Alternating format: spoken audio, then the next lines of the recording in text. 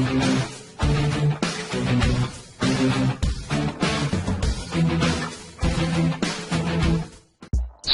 SMRC.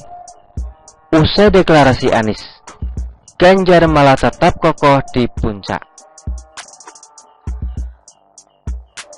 Selain tidak banyak membantu mendongkrak elektabilitas Nasdem, Anies juga tidak bisa mendongkrak elektabilitas dirinya sendiri. Artinya, diusung Nasdem atau tidak, Anies stagnan. Tidak ada perubahan. Bahkan Nasdem paling sial. Sejak mengusung Anies, kinerja partai lebih memburuk dan tidak sesuai harapan awal. Berdasarkan survei terbaru Lembaga Saiful Mujani Research and Consulting (SMRC), elektabilitas Ganjar justru masih kokoh di posisi puncak.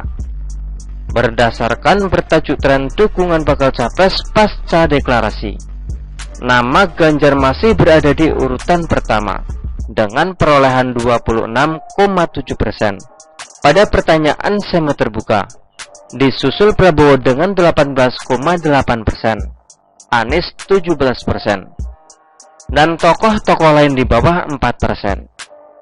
Bila pemilihan presiden diadakan ketika survei terakhir dilakukan, ada 3 nama yang mendapat dukungan paling signifikan: Ganjar Pranowo, Prabowo Subianto, dan Anies Baswedan. Nama-nama lain masih jauh tertinggal di bawah, kata Denny. Nama Ganjar juga masih unggul. Di antara nama-nama lain dalam simulasi 4 nama, Ganjar mendapatkan dukungan 33,5%, lalu diikuti Prabowo 26,9%, Anies 24%, dan Puan 3,4%. Sementara dalam simulasi 3 nama, Ganjar mendapatkan dukungan 33,5%, Prabowo 30%, dan Anies 25,1%.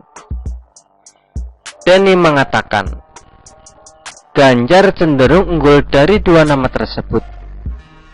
Ganjar Pranowo paling disukai dibanding tokoh lain atau disukai oleh 89% dari yang tahu. Tingkat kesukaan Ganjar lebih positif dari Prabowo Subianto sebanyak 76% dan Anies Baswedan 75%, katanya. Ada satu poin penting yang mungkin pembaca tidak sadari.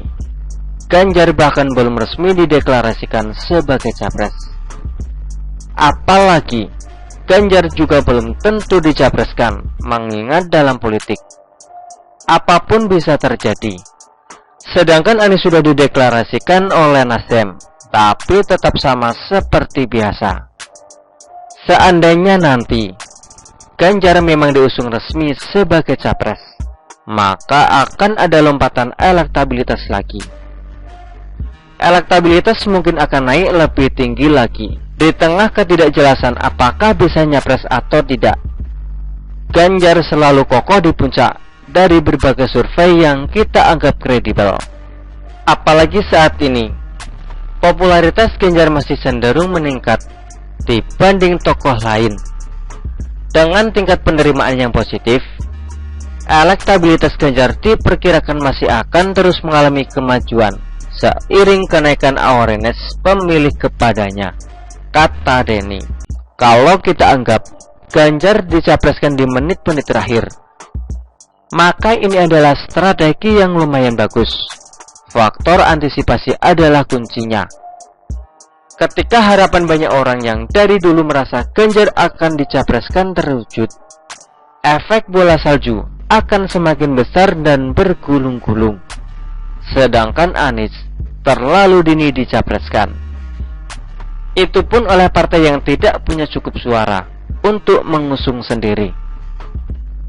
Kalau Nasdem dan Anies tidak bekerja lebih keras, mereka bakal tersendat di akhir, kehabisan gas atau bahan bakar. Ibarat gas habis-habisan di awal, tapi kehabisan tenaga di akhir. Ini mulai terlihat di mana belakangan ini Anies sering menempati posisi ketiga ketimbang Ganjar dan Prabowo. Artinya, jika tidak ada aral melintang, dan tidak ada gejolak politik yang luar biasa, maka Anies kalah melawan Prabowo maupun Ganjar. Memang, hasil survei bisa saja berubah. Tapi kalau survei yang kredibel, rasanya sulit dibantah, kecuali ada gejolak luar biasa atau hal-hal di luar dugaan terjadi secara tiba-tiba. Kubu sebelah pasti tidak akan tinggal diam. Sebagai awal pemanasan saja, mereka sudah berdebat dan makin kasar. Tak terbayangkan, kalau sudah masuk tahun pemilu, pasti akan lebih kasar lagi. Permainan mereka akan lebih ganas dan liar demi memenangkan sosok yang mereka dukung setengah mati.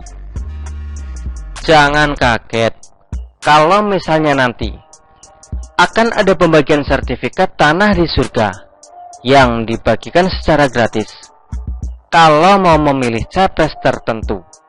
Mungkin ini terinspirasi dari Jokowi yang bagi-bagikan sertifikat tanah kepada warga. Mereka juga tak mau kalah. Anies mungkin bakal lebih bombastis dalam berjanji. Mungkin seluruh warga Indonesia akan bisa punya rumah sendiri jika dia jadi presiden, sehingga tidak usah ngontrak lagi seumur hidup. Mengingat janji ini di Jakarta dulu, mungkin sebagian dari kalian sudah sakit perut akut. Begitulah kura-kura. Artikel ini diambil oleh siwo.com dan ditulis oleh Exhadi. Bagaimana menurut Anda?